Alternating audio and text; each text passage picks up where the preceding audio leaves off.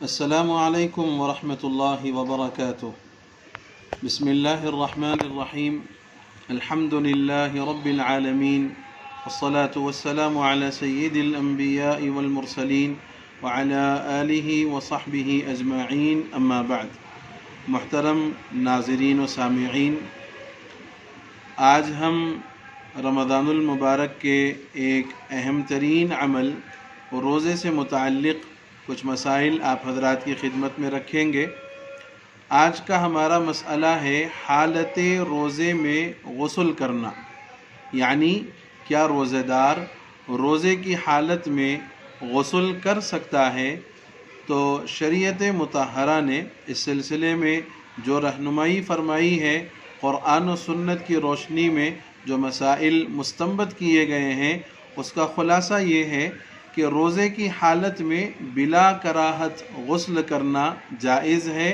آپ روزے کی حالت میں جب چاہیں غسل کر سکتے ہیں، اس میں کوئی قباحت نہیں ہے، اور نہ ہی روزے میں غسل کرنے کی وجہ سے روزے پر کوئی اثر پڑے گا۔ ہاں، البتہ روزے دار کو ایک بات کی احتیاط کرنا ضروری ہے کہ جب وہ غسل کرے یا پھر وضو کرے تو کلی کرتے وقت میں احتیاط سے کام لے، غرارہ نہ کرے۔ کہیں ایسا نہ ہو کہ غرارہ کرنے کی وجہ سے پانی حلق سے نیچے اتر جائے اور روزہ اس کا فاسد ہو جائے، اس لیے کہ یہ مسئلہ لکھا ہوا ہے کہ آدمی غرارہ کرے اور غلطی سے پانی حلق سے نیچے اتر جائے تب بھی اس کا روزہ فاسد ہو جائے گا۔ اس لیے یہاں روزہ دار کو اس بات کا لحاظ کرنا چاہیے۔ ایک اور مسئلہ یہ ذہن میں رکھیں کہ اگر کسی کو سحری کا وقت ختم ہونے سے قبل غسل کی حاجت پیش آ گئی اور وقت اتنا تنگ تھا کہ وہ اگر سحری کرتا تو غسل نہ کر پاتا، اس نے پہلے سحری کر لی اور سحری کا وقت ختم ہونے کے بعد اگر وہ غسل کرنا چاہے تو اس کو بالکل اجازت ہے اور وہ غسل کر سکتا ہے۔ کوشش یہ کرنی چاہیے کہ غسل جلد از جلد کر لیا جائے۔ ایک اور مسئلہ یہ بھی ذہن میں رکھیں کہ سحری کا وقت ختم ہونے سے پہلے اگر غسل کی حاجت ہو گئی ہو تو جلد از جلد غسل کرنے کی فکر کرے اور اس بات کی کوشش کرے کہ وقت کے اندر نماز فجر ادا کریں اور نماز فجر کو قضا نہ ہونے دے، اس لیے کہ رمضان یہ عبادات کا مہینہ ہے اور ہمیں حتی الامکان اس بات کی کوشش کرنی چاہیے کہ ہمارا ہر ایک لمحہ ماہ مبارک کا عبادات میں، ذکر و تلاوت میں گزرے۔ بسا اوقات ایسا ہوتا ہے کاہلی اور سستی کی وجہ سے کہ لوگ سحری تو بغیر غسل کیے کر لیتے ہیں اور پھر کاہلی اور سستی کی وجہ سے بہت لمبے وقت تک بغیر غسل کے وہ پڑے رہتے ہیں۔ علماء نے لکھا ہے کہ ایسا عمل ناپسندیدہ ہے، اس لیے کہ رمضان کا مقصود وہ عبادات کو انجام دینا ہے۔ جب تک آپ غسل نہیں کریں گے تو آپ عبادات کو انجام دینے سے محروم ہو جائیں گے، اس لیے یہ عمل شریعت کی نگاہ میں ناپسندیدہ ہے۔ ایک اور مسئلہ یہ ذہن میں رکھیں کہ روزہ دار دن میں سو جائے اور حالت روزہ میں سونے کی وجہ سے اگر اس کو غسل کی حاجت پیش آ جائے، یعنی اگر اس کو احتلام ہو جائے، تو فرمایا احتلام کی وجہ سے روزے پر کوئی اثر نہیں پڑے گا اور وہ احتلام جب ہو جائے تو اٹھ کر فوراً غسل کر لے، اس سے روزے پر کوئی اثر نہیں پڑے گا۔ ایک اور مسئلہ کہ روزہ دار جمعہ کے دن غسل سنت ادا کرنا چاہے بالکل کر سکتا ہے۔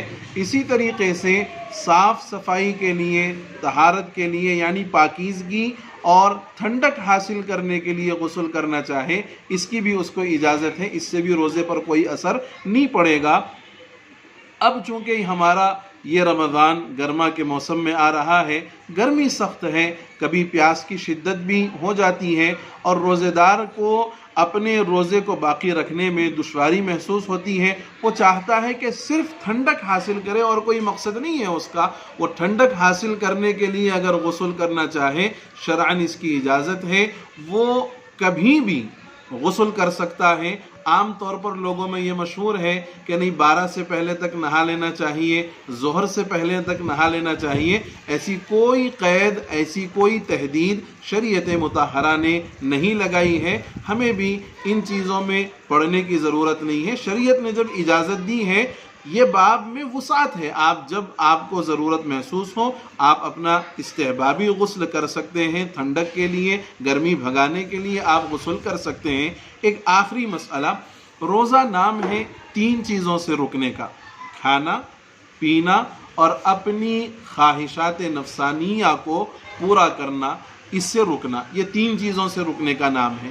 اگر خدا نخواستہ کسی مسلمان سے رمضان کے مہینے میں یہ عمل ہو جائے کہ وہ اپنی اہلیہ سے صحبت کر لے تو اس کو تو غسل کرنا ہی پڑے گا، لیکن یہ عمل رمضان کے روزے کے ٹوٹنے کا بھی ذریعہ بنے گا، اور پھر اس روزے کے ٹوٹنے کی وجہ سے اس روزے دار کو کل 61 روزے رکھنے پڑیں گے۔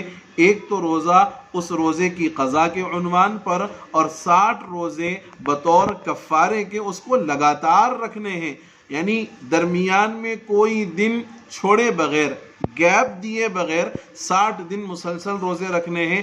اگر بالفرض درمیان میں 60 روزوں کے درمیان کوئی ایک آدھ دن چھوٹ جائے تو پھر سے اس کو 60 روزے لگاتار رکھنے پڑیں گے۔ یہ 60 روزے کفارے کے طور پر ہیں اور ایک روزہ قضا کے طور پر ہے۔ یہ چند مسائل حالت روزے میں غسل سے متعلق تھے۔ اللہ تعالی ہم سبوں کو کہنے اور سننے سے زیادہ توفیق عمل نصیب فرما دے، آمین۔ والسلام علیکم ورحمۃ اللہ وبرکاتہ۔